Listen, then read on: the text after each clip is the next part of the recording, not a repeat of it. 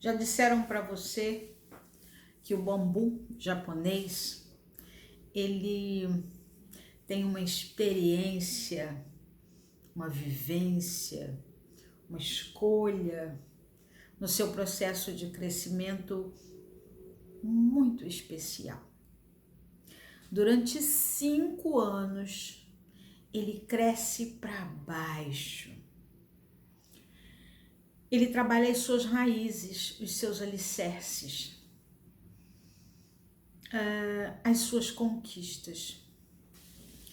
Já observou que durante o nosso dia, algumas vezes, dividimos os nossos sonhos e as nossas expectativas com pessoas que, infelizmente, não vão celebrar conosco. Pelo contrário, farão observações engraçadinhas. Mas essas observações, no fundo, falam delas, falam do medo delas, falam da limitação delas. Mas a minha vontade aqui não é falar delas, é falar do bambu, lembra? Durante 5 anos ele fica em silêncio. Quem olha para ele, tá ali, seco, parado, inerte. Mas quem olha para baixo, ele está desenvolvendo toda uma estrutura firme em direção ao sucesso. Trabalhar o autoconhecimento ao invés de reclamar do que não deu certo, das próprias limitações, dos próprios tropeços, trabalhar o autoconhecimento é mergulhar nessas situações e redefinir as suas escolhas. Se essa característica que você agora está chamando de importante, então você precisa se perguntar, ok, se é importante, o que eu preciso fazer? Quem eu preciso modelar, acompanhar para repetir ou, tecnicamente, mimetizar o comportamento daquele que dá um bom resultado? Quando eu faço um estudo diário, eu consigo perceber, opa, eu estou no asfalto, não posso andar descalço. Eu estou na areia, eu posso andar descalço, não muito tempo. Eu estou na lama, bom botar uma bota.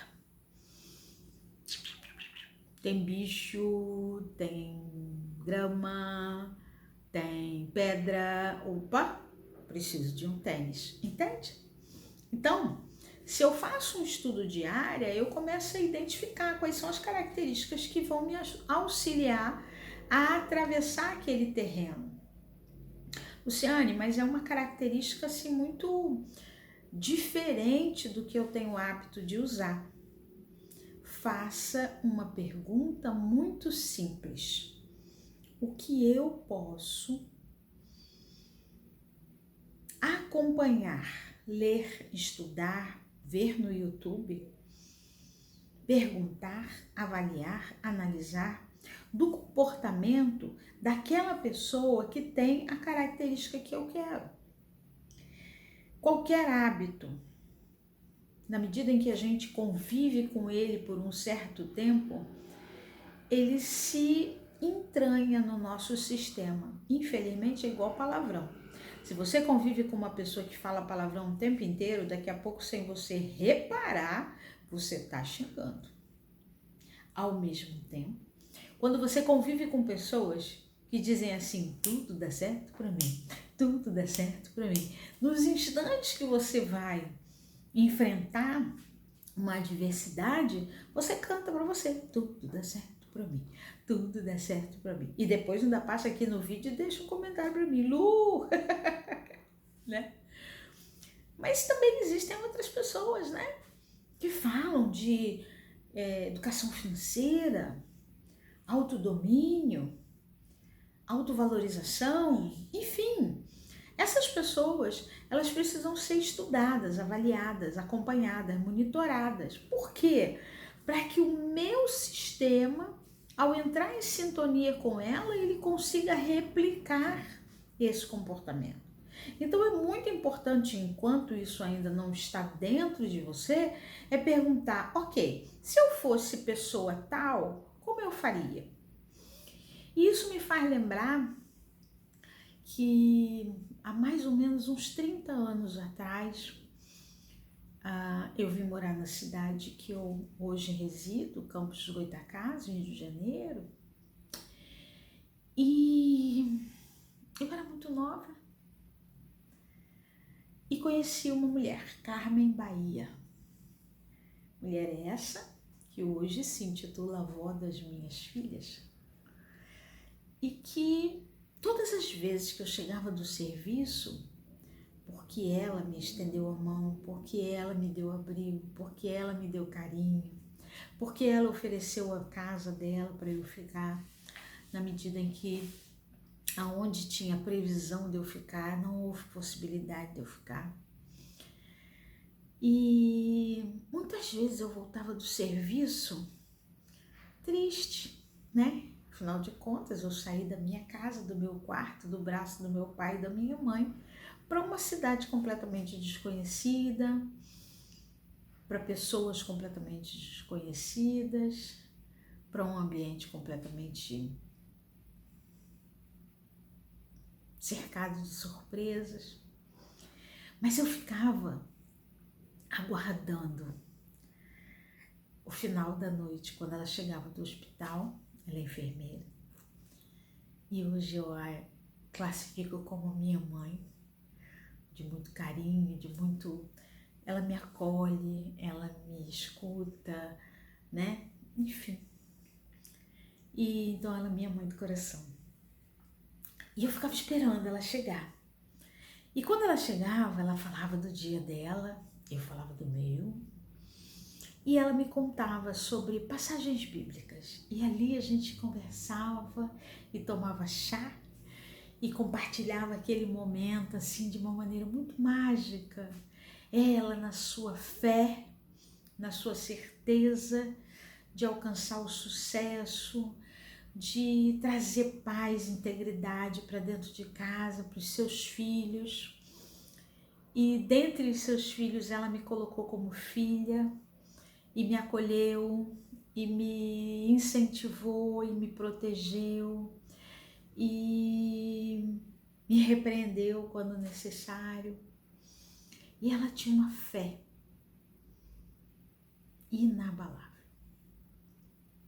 E eu queria aquela fé. E eu, em muitas situações, eu não me via com aquela fé. E nos momentos necessários eu dizia, se eu tivesse a fé da Carminha, como seria? Se eu pudesse agir como a Carminha, o que eu faria? E é muito interessante que em muitos momentos eu mimetizei, né? Portanto, eu copiei a forma de Carminha funcionar. E foi neste movimento que a fé foi crescendo dentro de mim. Eu acho que já há uns 2 ou 3 anos, até um pouco mais atrás, eu tenho uma grande amiga e ela, conversando comigo, ela falou, Lu, você tem muita fé. Você tem muita convicção do que você está seguindo, do que você está fazendo, do que você está movendo. Isso é encantador. E eu, no meu coração, falei, obrigado, Carminha. Obrigado pelo seu exemplo, obrigado pelo seu abraço, obrigado pela sua mão amiga, né? E eu espero que isso também possa transbordar em todas as outras direções. E da mesma forma que eu usei Carminha como modelo, e hoje eu entendo, acolho, recebo e aceito que eu tenho fé, tenho sim. Um dia eu conto para vocês quantos momentos eu precisei usar a fé para superar desafios, medos, bloqueios, e lá fui eu, né? Então, quando você quiser uma característica, cola uma pessoa que tem essa característica. Converse com ela, acompanhe ela. E escolha durante o seu dia estar com pessoas que no final do dia, né?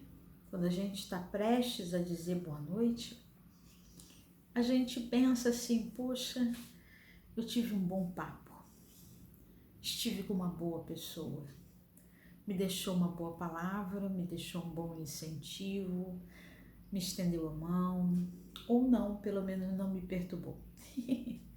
Né?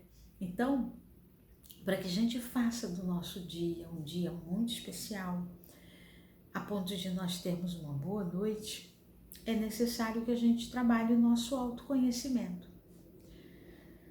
Evitar chegar no final do dia e dizer que droga, não consegui, não fiz, não deu, não.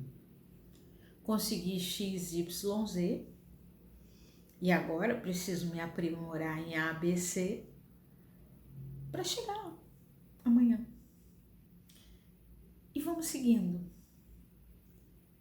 A cada passo, a cada batida do coração, confiante de que a gente pode sim chegar, conquistar, ir na direção do nosso sonho, ir na direção do trabalho bem feito, ir na direção de um trabalho íntegro, de uma relação leal, de integridade, de carinho, de paz. E quando um número crítico de pessoas, alguns dizem que é 144 mil pessoas, conseguirem ter essa mesma atitude de integridade, de carinho, de fé, de amor, de confiança, nós traremos ao planeta essa mesma conduta.